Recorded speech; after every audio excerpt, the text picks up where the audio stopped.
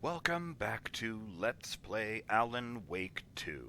I'm BurningDogFace, and we're here at Valhalla Nursing Home, where we found strong evidence that Rose really is the person leaving these lunchboxes everywhere. And,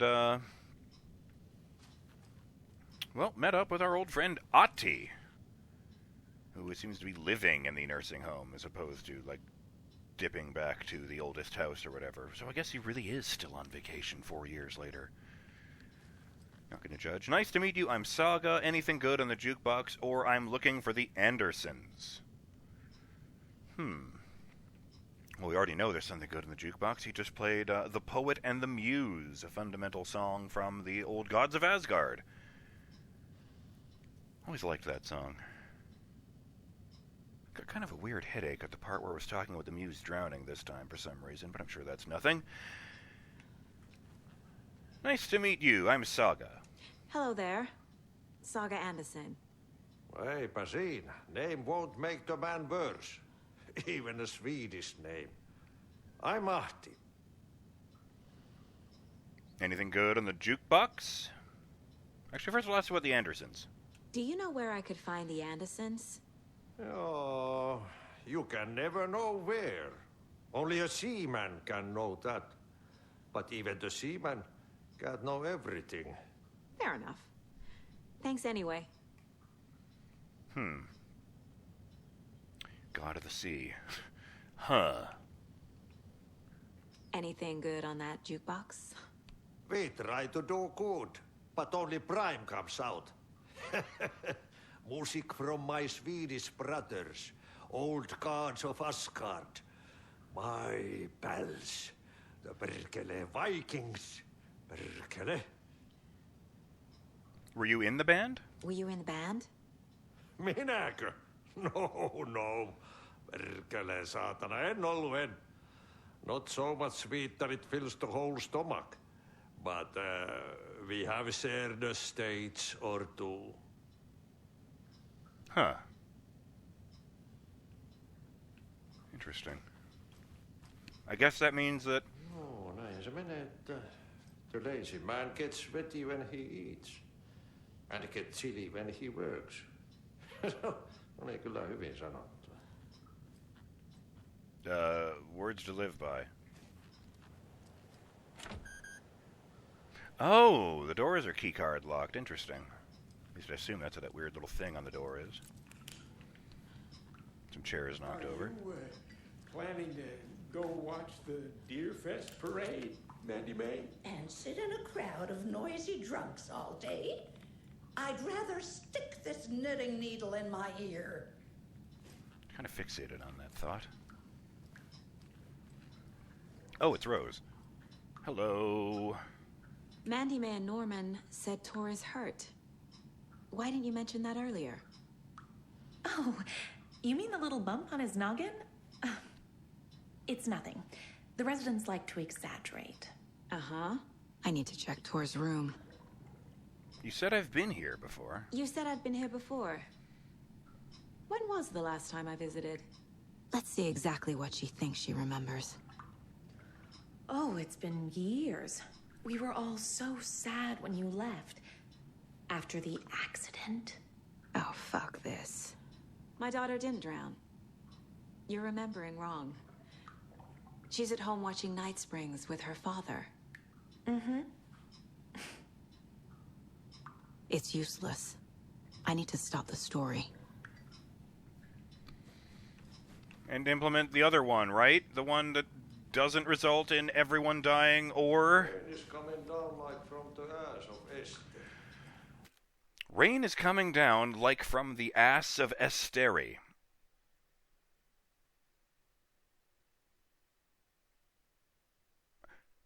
Sorry, I just wanted to give that one a moment. Aina kyllä ollut vasketta. Fucking A, man. I suppose it's not entirely unheard of that someone might not know Valhalla. It's a pretty central part of Norse mythology, but hey, people might not know Norse mythology. So I'll mention... I thought Artie put on a wonderful performance this afternoon. But you're always calling him a crazy Finn. I respect the art, Norman. Interesting.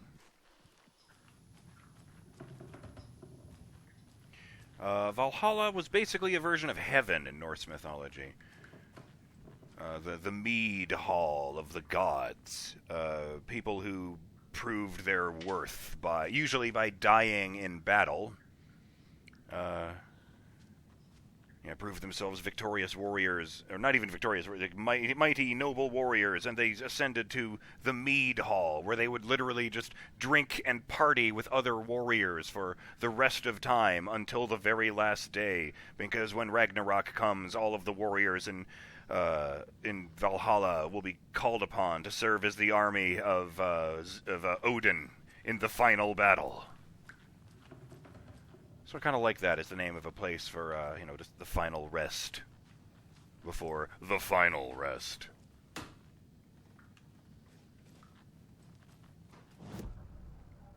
That reminds me. Lunchbox found at the nursing home in Bright Falls.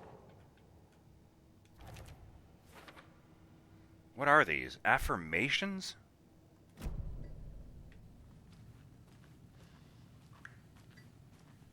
Shout out to Roshan, who made an interesting comment on the episode where I was going through the flooded building. Just gonna assume this is a good episode for that invisible monster from Amnesia: The Dark Descent to not make an appearance. Yeah, I looked into that, and apparently there's a monster in that game that is completely 100% invisible, and you can only tell it's there when it moves because its level is knee-deep in water, so you can see the splashes as it moves around. That's horrifying. Like, to think that all it had to do is just stand still and you wouldn't know it's there. That's really, really creepy. Shout out to Faye Otter as well, who says, to really get a grip on where you are and what you are looking at in the dark place, you need to constantly concentrate on unbelieving in its impermanent anti-existence, naturally. Something that just occurred to me, the cult of the word and the cult of the tree. Both of them have something to do with manuscript pages. Paper is made from trees, and the words are put on the paper. Huh. It is actually interesting. Speaking of manuscript pages, shout out to Shane Reeves. Can I actually see them here? Oh, they look fine here. Drat. Yeah, not really an update, but an observation that I was thinking about. When we were getting manuscript pages in the first Alan Wake, they shone bright white, and that's true. They were almost impossible to miss in the darkness, so they were usually tucked around corners. And in Alan Wake 2, they are covered in dark, wavering wisps of darkness. I was just looking for pages and noticed how big of a difference the manuscript pages from 1 and 2 had, and was thinking on why exactly that was the case. Was it just because Zane was giving us the papers that it was so bright? And now it is Alan sending them? But Alan is the champion of light, so I'm not sure if Scratch is the one sending these pages, or if Alan just doesn't have enough light power, or some such situation. Another thing I realized was that the Andersons actually had the song from the stage scene in Alan Wake 1, Children of the Elder God. It was talking about torchbearers. I was thinking I had heard that term before when it popped up in the subway section, but I couldn't quite place it. Interesting. I can't pet the deer right now. I was wondering if it was because, well, as we've learned now, Return was the one written by Scratch, and Initiation was the one written by Alan. But, I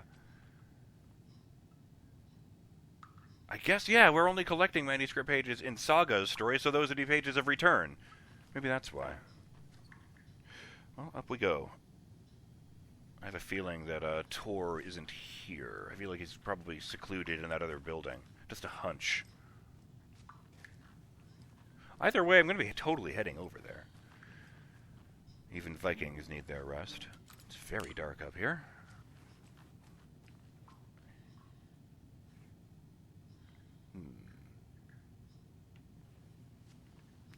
I think we've seen before there. Recreation room. Let's check here.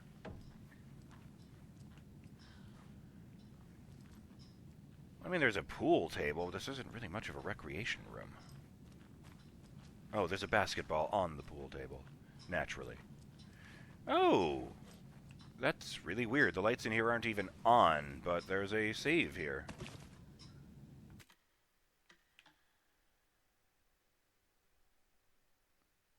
Maybe I really do have a save before that point. Huh. I was warned that apparently I have accidentally avoided a scene by doing a sequence in a certain order. I don't know. It was kind of vague. I might have to look into that. I just assumed I didn't have a save because of the frustrating nature of only having 3 slots. Nothing in this drawer. I don't know why I opened it at all. Poor thing.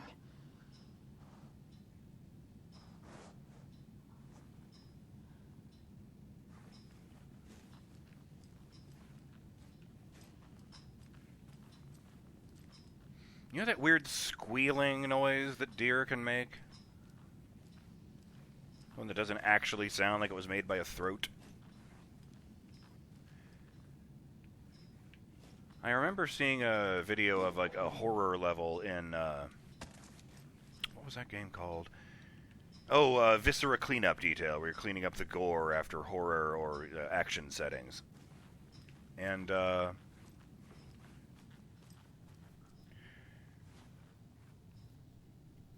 you know, as part of this creepy level, they actually worked a jump scare into it, where there's a, like a deer head that fell off the wall, and when you pick up the deer head, it immediately begins shaking the head around and squealing like that at very high volume.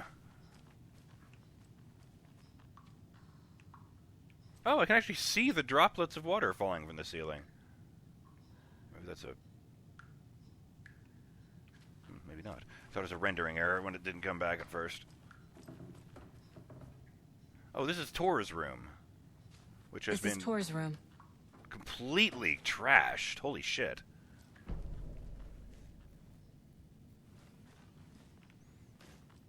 Yeah, the legs on this table are broken off. There's stuff everywhere. Posters have been pulled off the wall. Dents in the wall. Looks like someone hit them, say, with a hammer. Bunch of shattered bottles. More moonshine. Oh. Was this a drunken rampage? Is that why he was having trouble with the dark earlier? Because they kept drinking the moonshine? This place is a mess. And Tor's not here. I need to keep looking.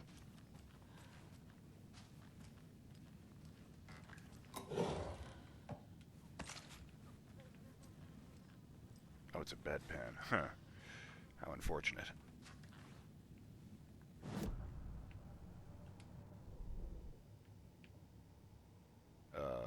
Jesus, I totally blanked out for a second. What the fuck was I in the middle of doing? The Anderson brothers. Let's see. Tor's bedroom has been trashed. Is Tor okay? Tor's room is empty and the place looks trashed. Maybe Odin can tell me what happened. 5 remaining. Yeah, it's not creepy at all. Totally normal, that. What's that? I can't even tell what that's a picture of. How weird.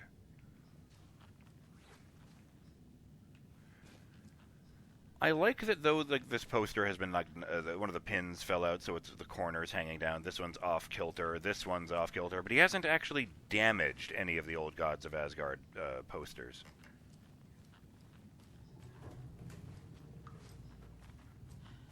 Donna. Excuse me, miss, but you don't see me barging into your room while you're performing mental and physical strengthening exercises, do you? Sorry. I thought not. Sorry. Don't mind me. And now I have to start over. Oh, dear. I'm still going to open this drawer right in front of you, though, because that was kind of rude. Yep, that's a drawer, all right. Breakfast is at 7. Tomorrow will be eggs, toast, grapefruit, orange juice, tea, coffee. Service stops at 9. Actually, sounds pretty good. Lunch at 11. Tomorrow is borscht with oyster crackers. Oh. The other choice is stewed beef. I will have borscht. Cranberry juice or water is served as well. Service stops at 12:30. Right. So I'm going to go ahead and back out and close the door behind me. Sorry. I totally thought the door wasn't going to open. wonder if the Cynthia they mentioned last time that Tor is apparently horny for is Cynthia Weaver. It's very dark in Odin's room. Oh, right, he's asleep. Duh. Odin's in bad shape. He was drunk and watery. Or is this something more serious? Bunch of hospital equipment. What the hell? Someone seems to have fired a crossbow bolt into this, portrait. What?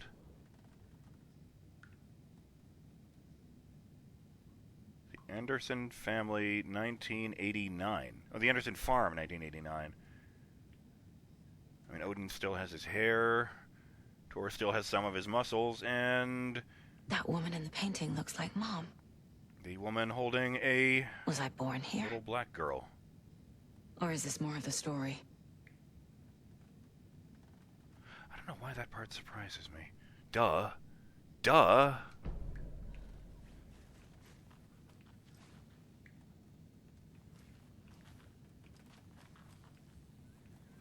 Oh, yeah, of course her mom would be white if this guy was her grandfather.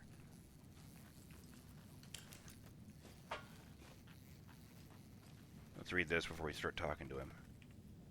The Sea of... What? I thought these were going to be like doctor notes.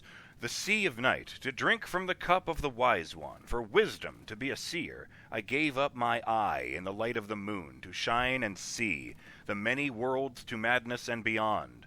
Across the dark dreaming sea, the branching paths of the tree. I gave up my eye so many times. We have lived and died and been reborn. We have met here before and will keep on meeting still. Where did I put the eye? Before time. I gave it to Mimir to drink from the well of wisdom, the cauldron. That is actually the legend of how the mythological Odin lost his eye. 1976, I took it out myself to see, drank the moonshine. 1988, he who stands on the threshold took it from me. The time will come again, to be writ again. Fuck me. That makes it sound like Odin is aware of... This makes it sound like the universe is looping around over and over again, and he's aware of it. Oh, it's a dart, not a crossbow bolt. That's why I can't pick that up. Why would he throw it at Tor, though? Odin, can you hear me? Can you hear me, Odin?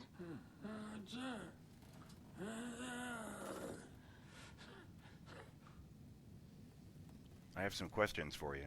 Odin Anderson? Can you hear me? I need to ask you a couple of questions. Odin? I think he's been drugged.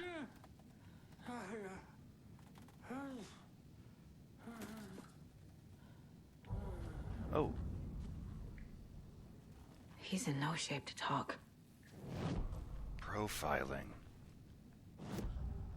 Odin. Hangover. Odin's in rough shape. What happened to him? These are our twilight years. There's darkness in the water. We have our little tricks. And so do you. What's happening? Oh, shit! It's never felt this way before. You're all grown up, Saga, dearest.